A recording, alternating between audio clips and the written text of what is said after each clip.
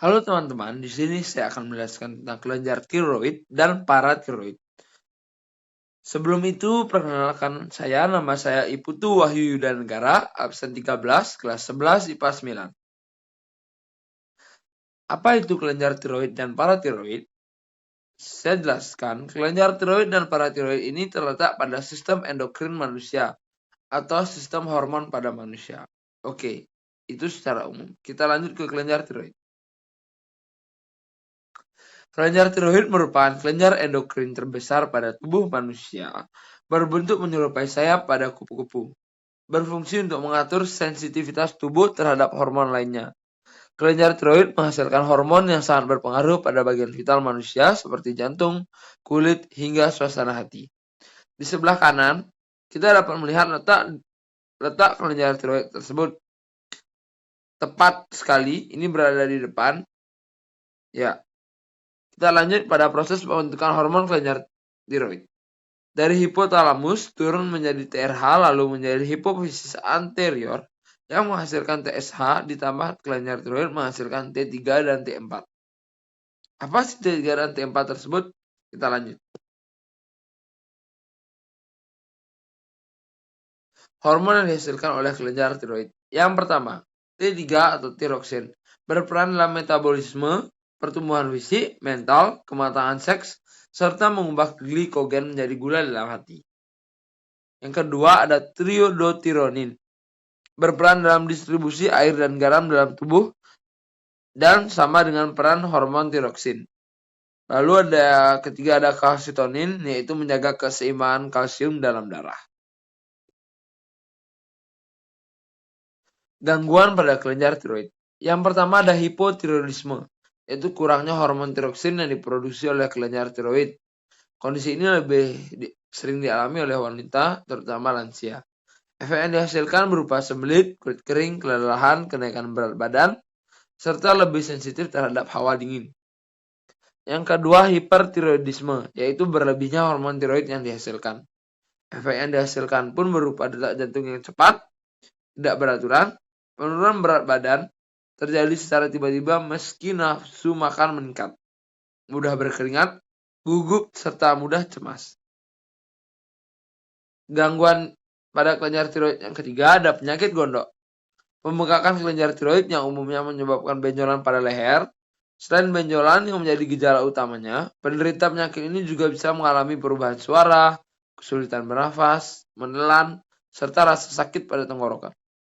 Efek yang dihasilkan bisa dilihat di gambar dan kita bisa lihat secara nyata, yaitu ada pembengkakan di leher. Pembengkakan tersebut dihasilkan oleh pembengkaknya kelenjar tiroid yang kita miliki. Yang keempat ada nodul tiroid. Nodul tiroid merupakan benjolan padat atau berisi air yang timbul dalam kelenjar tiroid. Benjolan ini dapat berupa tumor jinak atau kista. Kondisi ini menyebabkan kesulitan bernafas, menelan, serta rasa sakit pada tenggorokan. Oke, sekian pada tiroid. Kita kembali. Setelah kalian mengerti dengan tiroid, kita lanjut pada paratiroid.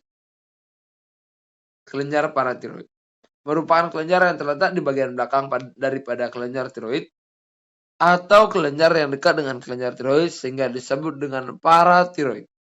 Manusia umumnya memiliki 4 kelenjar paratiroid. Hormon yang dihasilkan berupa hormon PTH. Sama juga, di sebelah kanan ini terdapat foto atau letak kelenjar paratiroid. Gambar tersebut diambil dari belakang, bukan seperti gambar tiroid yang diambil dari depan. Selanjutnya di sebelah kiri ada gambar cara kerja kelenjar paratiroid, yaitu masuknya konsentrasi kalsium rendah ke kelenjar paratiroid, lalu paratiroid mengirimkan kalsium rendah ke ginjal, tulang, serta usus, lalu usus, tulang, dan ginjal kembali mengirimkan konsentrasi kalsium tinggi ke kelenjar paratiroid.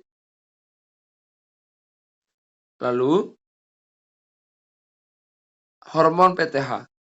Hormon PTH mengendalikan kalsium dan fosfat dalam tubuh melalui stimulasi aktivitas osteoklas, pengaktifan vitamin D, dan stimulasi reabsorpsi kalsium dari tubulus ginjal sehingga menurunkan kehilangan ion kalsium dalam urin dan meningkatkan kadar kalsium dalam darah. Gangguan pada kelenjar tiroid, paratiroid.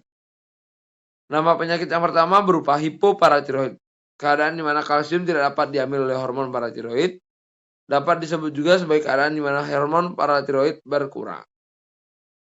Efek yang dihasilkan menjadikan tubuh mengalami kekenjangan otot, yang dikarenakan oleh kondisi kalsium dalam tubuh yang sangat sedikit jumlahnya. Yang kedua, hiperparatiroidisme. Dengan penjelasan bahwa meningkatnya kadar kalsium dalam darah menjadikan kalsium mengendap dalam ginjal, akan memburuk lagi apabila muncul batu ginjal. Efek yang dihasilkan seharusnya apabila tubuh memiliki banyak kalsium, tulang semakin kuat. Namun sebaliknya di sini malah membuat tulang cepat rapuh. Oke, sekian dari saya. Mohon maaf apabila ada salah kata. Saya mengucap maaf sebesar-besarnya. Terima kasih telah mendengarkan. Saya tutup dengan para Santi. Om Santi Santi Santi Om.